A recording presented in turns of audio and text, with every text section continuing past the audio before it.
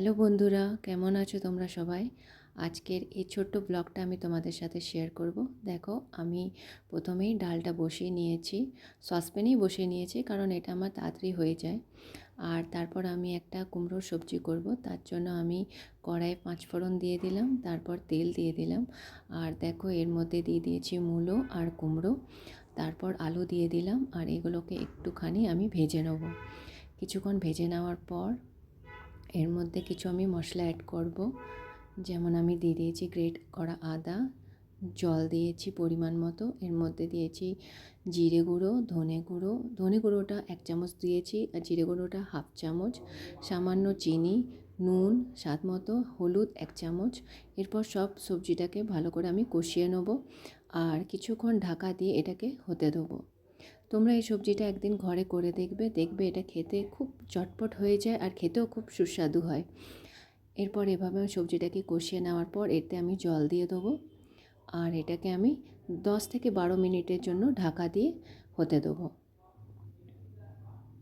দেখো, আমার সবজিটা হয়ে এসছে। এরপর সবজিটাকে একটু হালকা এভাবে ম্যাশ করে নেবো, তাতে খেতে খুব ভালো লাগে। আর আমার সবজিটা রেডি। এরপর আমি একটা মাছের টক করব।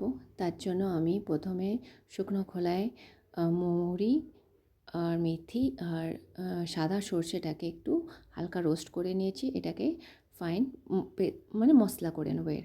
তারপর কড়াইয়ে তেল দিলাম আর তেলটা গরম হয়ে গেলে আমি মাছগুলো ভেজে নেব।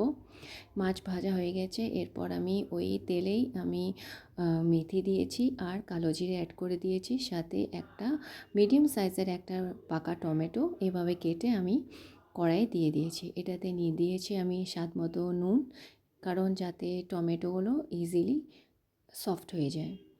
এরপর আমি টমেটোগুলোকে একটু এইভাবে স্ম্যাশ করে নেব, কারণ দেখতেই পাচ্ছ টমেটোগুলো একদম ভালোভাবে গলে গেছে।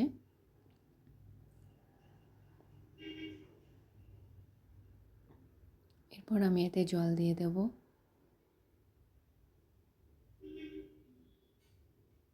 এতে আমি হলুদ দিয়ে দিলাম 1 চামচ,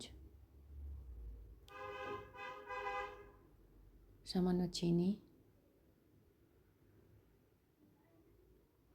যেহেতু আমি আগেই নুন দিয়েছি, তার জন্য আর আমি এটাতে নুন অ্যাড করছি না। মাছগুলো দিয়ে দেবো।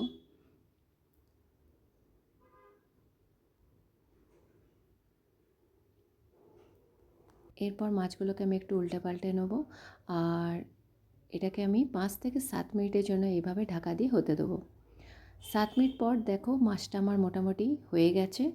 এরপর আমি আগে থেকে যে মশলাটা করে রেখেছিলাম সেটা আমি এটাতে অ্যাড করে দেবো।